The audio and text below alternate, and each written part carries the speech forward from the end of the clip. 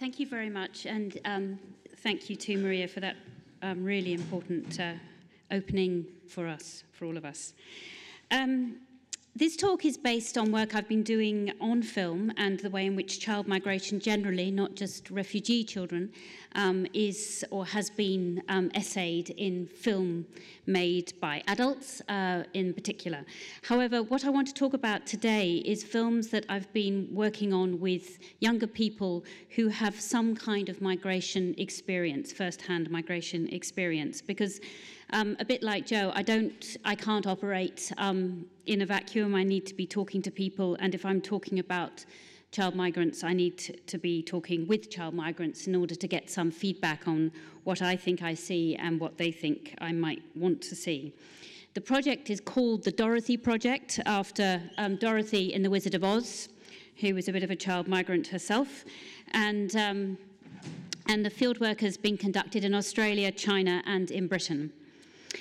A major point of the hands-on fieldwork, as I said, was to inform my understanding of how migrant children, ordinary cosmopolitans, if you like, might pursue their own filmmaking and to introduce their own sense of scale and ontological film thinking into questions of travel, space, and the stages of mobility. The process was designed within a framework of collective film spectatorship and discussion, structured approaches to colour and space in life and on film, free-form personal or group discussion, and filmmaking. I engaged with refugee children in Sydney and in London, migrant workers' children in southern China, and Indigenous high school students in New South Wales, Australia. Thinking about home, about journeys, and about transformations wrought by mobility, my co-locutors have crafted their own statements on film about friendship, transition, zombies, ghosts in the school bathroom, starting school, bullying, religious ceremonies, early death, and treasure hunts. Watching the students make these short films has allowed me to learn from them, and these are young people with huge life experience already under their belts, some commensurate with the kind of life experiences that Maria has already talked about, and some different but also quite confronting. And they've, I think, shown me through sometimes quite simple films how mobility deepens outlooks and expectations, and how arrival in a new place can be both terrifying and energizing, mortifying and breathtaking.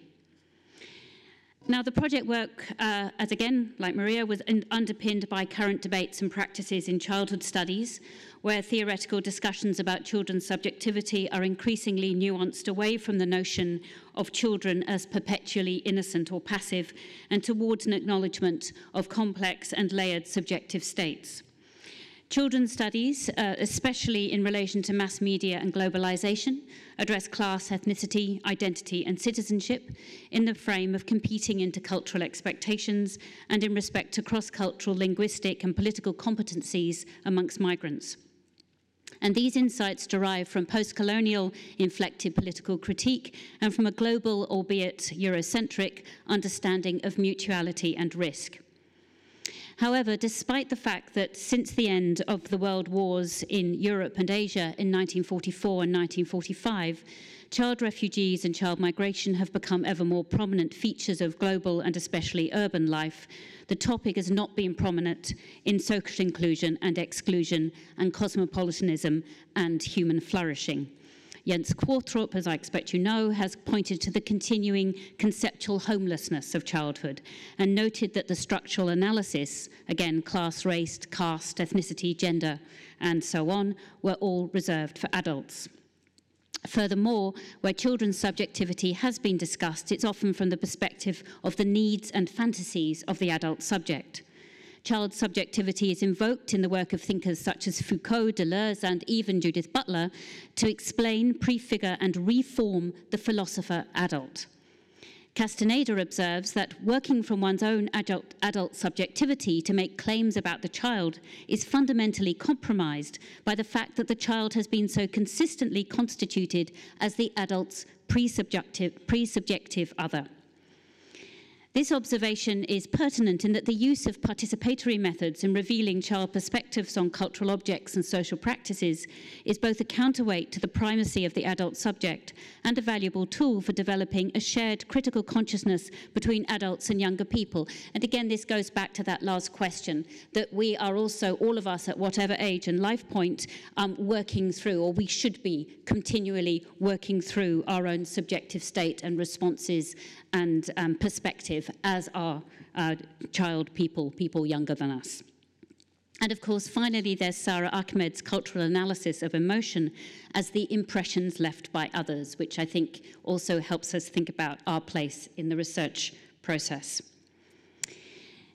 Now, this participatory research model is premised on an extended engagement with 4 groups of young people, and it's designed to complement my more formal film analyses and historical contextualization work. The first programme of work was conducted with a group of young people in London of Afghani heritage. The workshops focused on the narration of mobility and migration on screen. In practice, when working with young people between 8 and 16 years of age, that terminology simplified to journeys.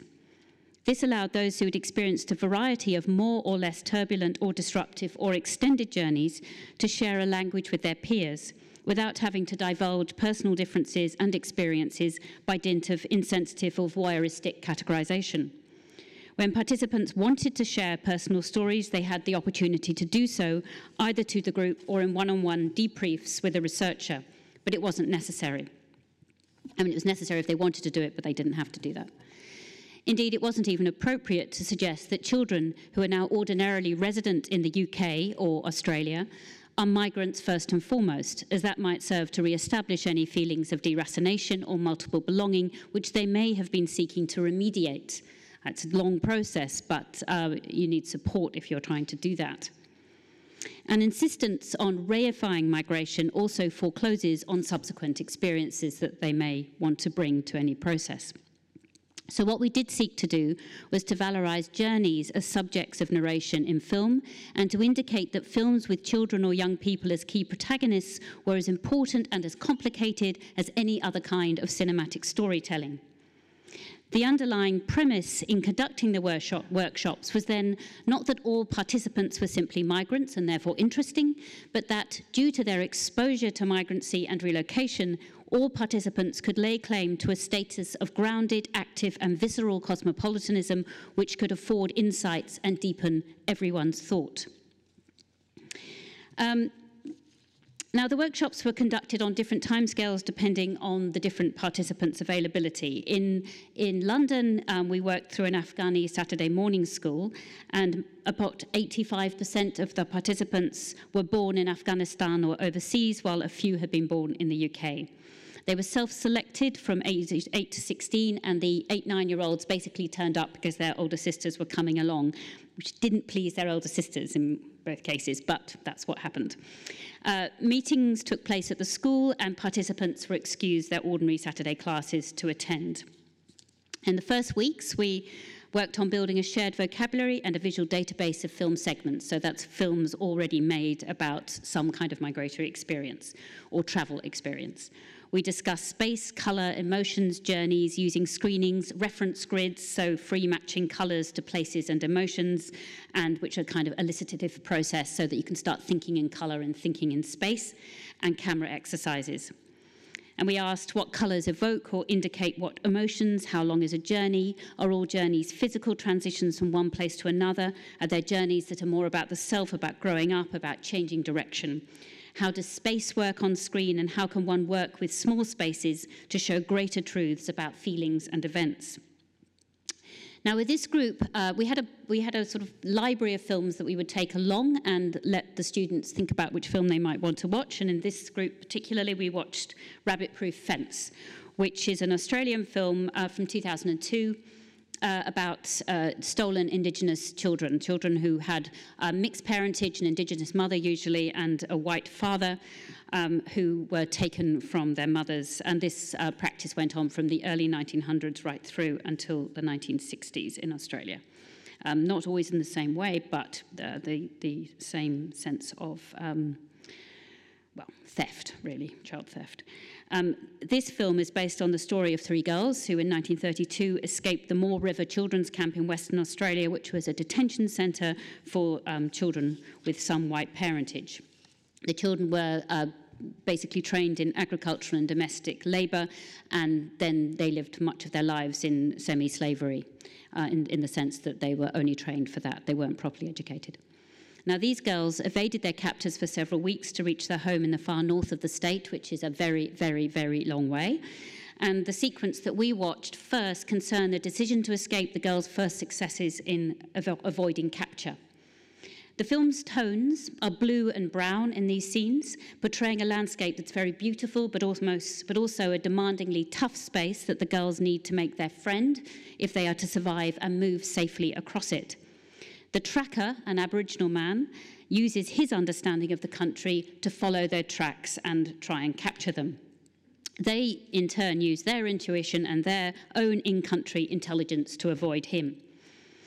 The workshop participants picked up on the drama of the escape, but also on the betrayal evidenced by the tracker. One boy commented that the tracker reminded him of spies in his hometown. Participants also noted the unreliability of law that did not protect children, but rather pursued them. In this regard, one might see that the child philosopher sees the child subject of the law as integral and complete, not the pre-subjective other of assumed adult identities in the making. In that case, young Aboriginal people being prepared for manual labour, but these were seeing young people who were deserving of full legal protection and respect, which of course, again, goes back to your point. We looked at the transition from sepia to technicolor in The Wizard of Oz, and then we noticed the prevailing use of brown, a colour which recollects sepia or sepia in Rabbit-Proof Fence. And we wondered if that colour had an impact on how we understood the film's emotional intentions. This discussion was linked to the referent grids on colour, place and emotion that the participants had completed as their warm-up task. A 16-year-old girl remarked that for her, brown was the colour of humility and decency, and indeed she was herself dressed almost entirely in brown tones. She also presented as someone of quiet aptitude and mature authority in the group. But a 13-year-old boy, Abdul, demurred from her calming vision. He told us that for him, brown was the colour he saw before his eyes and in his head when people couldn't or wouldn't understand him in terms of what he said and what he felt. He described how he went home to his room after school and lay with his head pressed against the wall to see through the brown. Abdul's storyboard for a film about the ghost in the toilet block was subsequently selected for filming by his group. In a feedback interview with Tracy Mullen, a research associate, he averred that he was very proud of his contribution to the group, although had been disappointed that the girls had decided he couldn't film in their toilet as it was a girls' space only. He felt left out and sad. He also confided that he wanted to make a big movie one day about street kids and bandits set in the desert between Peshawar and Kabul. He would shoot the film in India, though, he said, as it was safer there. He wanted to get that brown out of his head and onto the screen to make himself feel really well understood. And I think we've got a bit from Abdul here.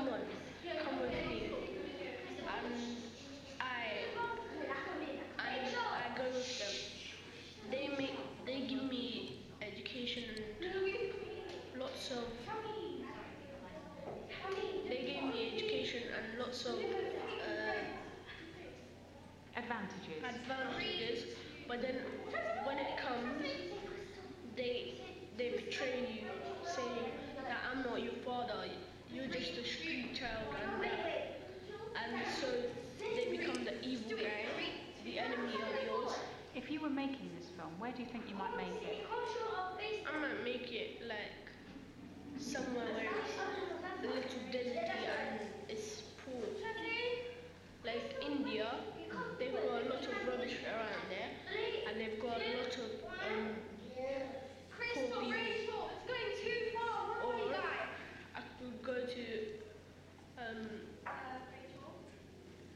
Pakistan, where they've got lots of poor people, and they have a desert.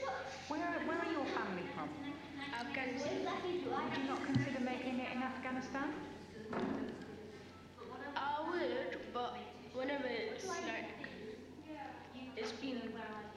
it goes good. It goes what? It gets better over there. Okay, so you feel that Afghanistan isn't poor enough for you to make your film? It isn't like that safe then. Okay. What do you mean not safe? Like you don't know if you get kidnapped. So these are real risks? Yeah. Sorry. So, I don't know how much you heard. I'm afraid that we had a gatekeeper in the school in London who was a very prim lady called Emily who thought we made too much noise. So after a while, we were confined to one classroom. So there were 2 films being made, one film being played back, and Abdul was also doing his interview. So that's why there was a bit of noise. But he was... one of the things that he revealed in that interview was his very clear understanding of the relative risk in various places where he might make his film. He wanted to make it in India because he felt that it was poor and deserty and had a lot of rubbish around there. He didn't want to make it in Pakistan really, but because he said he just didn't really like Pakistan, but he wouldn't have minded because they had a good army there. But he wasn't going to make it in Afghanistan, which is really where the film was about, because there was a real risk of being kidnapped. So a film that was about being kidnapped, he couldn't set it in the place. So that's the film he wanted to make, but he made the film about the girls' toilets and ghosts instead. Now, so 3 films of 3 shots were duly created. One was a highly comedic account of the theft of a wedding cake by 2 fat and greedy businessmen, their resulting stomach aches and their rough punishment by the wedding guests. The film was shot in black and white, used costume, fat suits made from cushions, and played with a joint thematic of slapstick humour and retributory violence, punching the cushioned stomach of the fat man. And what was interesting about that was the group's favourite film and the one they wanted to show to their parents on open day. But again, the convener of the Saturday school, who was a white woman called Emily, didn't like the violence at the end of it, the slapstick, and we were not allowed to show it. She told us we had to reshoot the last scene, which we wouldn't do and the students wouldn't do, so we showed a in-progress PowerPoint instead. I'll just tell you a little bit about the other film. So there was also a vampire film made by a little boy who kept rushing behind Abdul just now. It was a zombie thriller in which a small brother transforms into a monster and kills his father and sisters. The transition was, of course, between one state and another, between life and death, and between safety and danger. It may have drawn on more devastating memories, or it may have been a star vehicle for the boy who could actually produce a brilliant zombie transformation to order. But the point of the film was to find a visual language in which to communicate change safely. The second film was a vampire murder story, where another boy turns into a monster and kills his family, so we had 2 films like that. And then the film that Abdul's group made, which was otherwise all girls and Abdul, was that a girl goes to a toilet and there's a ghost in there and she can't get back into the classroom again. And the teacher was played by the very calm 16-year-old girl.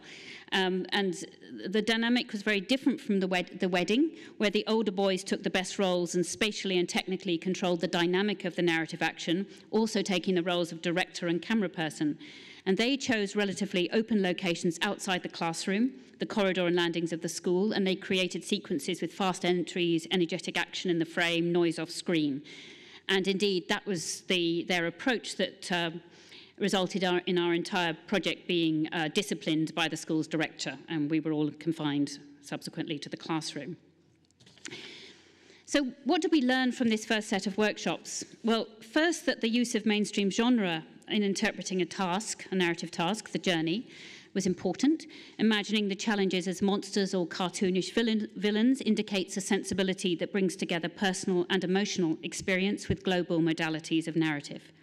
Second, this approach both distances the subject from the object of the study, migrant from migration, and reiterates the grounded cosmopolitanism of migrant children within the general population. It makes visible their competent manipulation of global flows of cultural materials and intercultural translation into communicative action. Third, the capacity to see journeying within emotional matrices of despair, hope, and destiny suggests a maturity of vision and a depth of comprehension that challenge estimations of youth as pre-subjective and recast mobility, interruption, and settlement as components requiring cosmopolitan endurance. Fourth, the young filmmakers use location and space to assert authority, whether in regards to gender or in opposition to adult authority, in this case, again, the school's rather strict director, who we were all scared of. And finally, the optimism as well as the frankness of the participants was inspiring.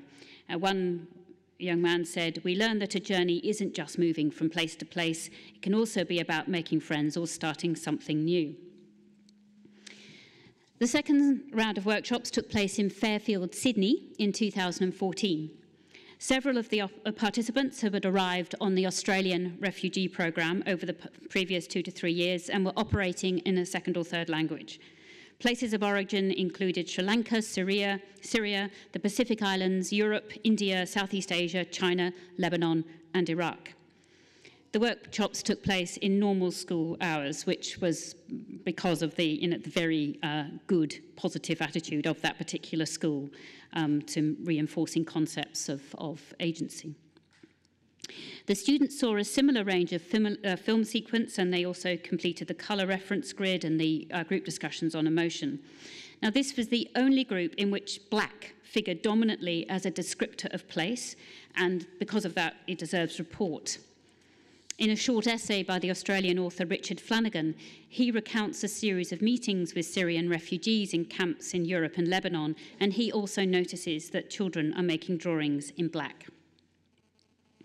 Fairfield in Western Sydney is a low-rise suburb with wide blue skies, silver green trees and strong sun.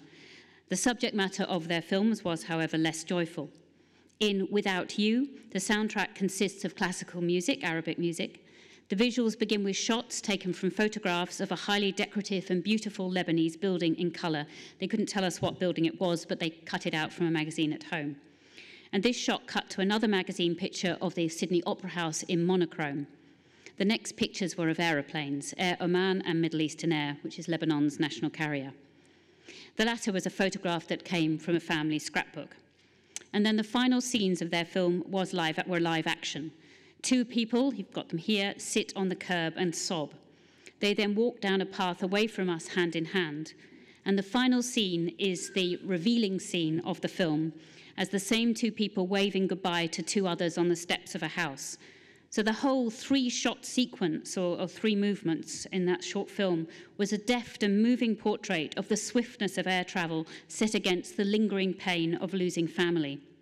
And the brightness of the first building was contrasted to the dullness of a place that is not yet fully inhabited or emotionally owned by new arrivals.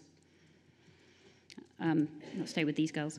I'll just tell you about the boys' film in this group, and the boys and girls did divide themselves up, and nothing we could do would stop that, so the boys' film was what the boys did, was called Death of Yazar. It was far less elegiac, but disturbing. The boys made good use of pantomime dress-ups. They had a fat dad with an outlandish wig and a psycho landlord with a long grey cloak and a hood who looked a bit like a classic interpretation of death. Scene 1 consisted of 2 boys playing football. There was a shot indicating one boy's prowess as he deals with a ball kicked in from off-screen left.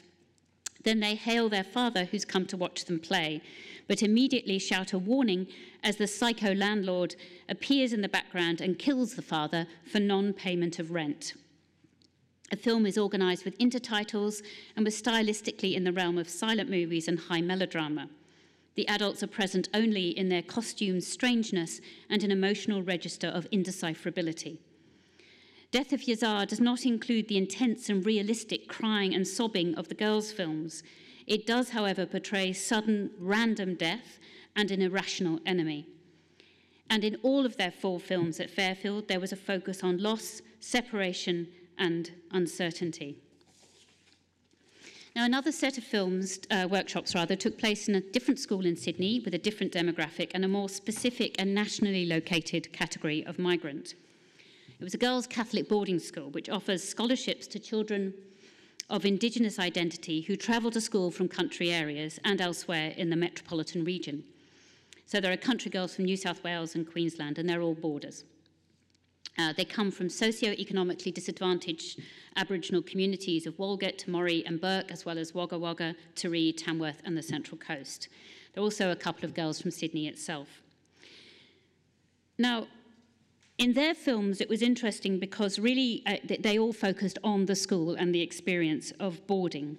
And the emphasis for their journeys was about leaving, and for them, all the people who had to leave the school, either for misdemeanours or because they were forced out by fear of ghosts. Now, I could go on at some length about the role of ghosts in Indigenous Australian religious cultures. It's quite a strong phenomenon, and ghosts were quite important to these girls. You can see in this image up here, this particular bit of the school they found very frightening. It's an old convent, and they told me all about ghosts that they'd heard about, and they wanted to make ghost films. It was also good to talk to these girls in that they were familiar with The Wizard of Oz, because they saw that film at home and they wanted to watch it again, and so it was very proactively Dorothy-themed workshop. And they had recognised Oz, which of course is a fantastic place, a place devised in America by Frank Baum in 1900, thought of as quintessentially American, but actually reappropriated into Australia, not only by Baz Luhrmann more recently, by his film Australia, but also in Indigenous communities who actually watch this film very often. And Indigenous students felt that they felt that Oz was their homeland in the way they talked about the film. And the reason I should also say that I included this group of students in the work was that their long journeys to and from boarding school produce a continued migration between home and city, between the continuing practices and architectures of a colonial past, Indigenous modernity in rural and urban areas, and conflicting religious sensibilities. Now, I haven't got a lot more time, and I do want to show you this little film, Squirt's journey. So I would just quickly say that one of the ways in which I got students to start making their films was to bring in a transitional object, so something that they reminded them of home. I won't be able to get on to the Chinese kids, but I'm going to leave it with you so you can watch it when you feel like. But these students brought in things like a dressing gown that reminded them of their mum, lots of family photos, and lots of soft toys. And one set of toys were these little kind of trolls, which you'll see in this film, and each of the cousins in one particular family group had one troll. So they were given them by their grandmother, they shared the same grandmother, who said that, you know, they could keep the family together by each having a troll. So this turns up in this story as well. And the youngest child in the group brought a character called Squirt. And so this is Squirt's first day at school. It's rough and ready, but I think it gives you an idea of their feeling about religion, the kind of religion they're exposed to in the school, and also their need to find a kind of happy ending as a group.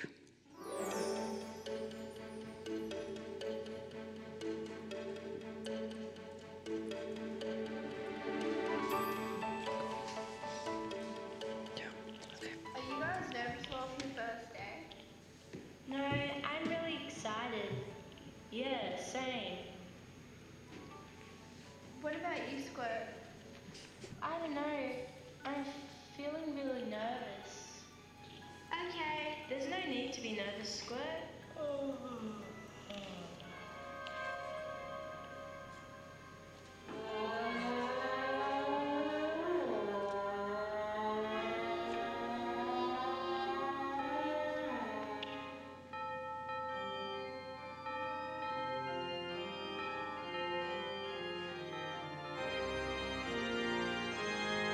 Welcome, people, to the first opening mass.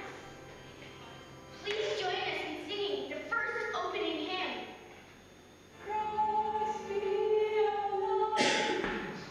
Please welcome the priest.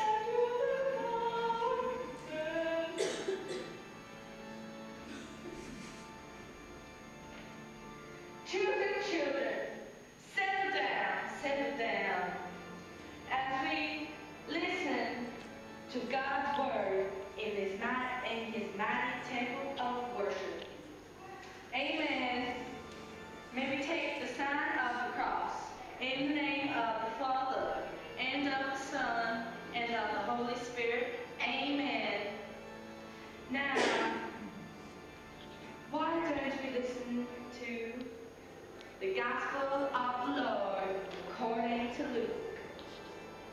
Now God said to all his followers that there would be an angel to come. Hi, I'm Sandy, the police officer, and my name is Sandy because my hair is like a really, Okay, I'll leave it there. And so, anyways, that's Squirt's journey, and it sort of goes on being reasonably, what's the word? Certainly irreligious, but they go on sort of teasing the school in ways that also make it quite difficult to show the school authorities what film they'd come up with, because I don't think that's what they expected. We also worked in China with children who are migrant children domestically, again, because they come with their families who are domestic migrants, but they don't get integrated into the city because they don't have the money and they don't have the right passport status. And these are the children we worked with there.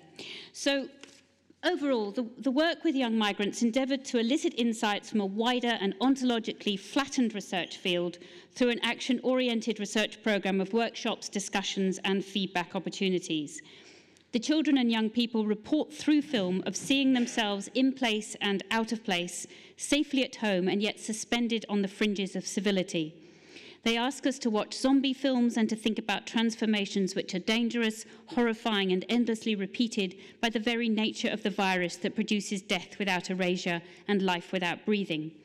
They show us secret places where the imagination can run riot and where fears can rise up without contradiction or denial, like ghosts in the toilet block. They use their toys to confront the confidence of adult performances, men dressing in extraordinary robes to insist on their authority from God, men with truncheons and teachers with blue hair, or psycho androids that are capable of killing a man for his rent in front of his son. They may not be saying that a psycho landlord is stalking the streets of Sydney, but they may be reminding us that people do die for less than unpaid rent and that they know of this possibility.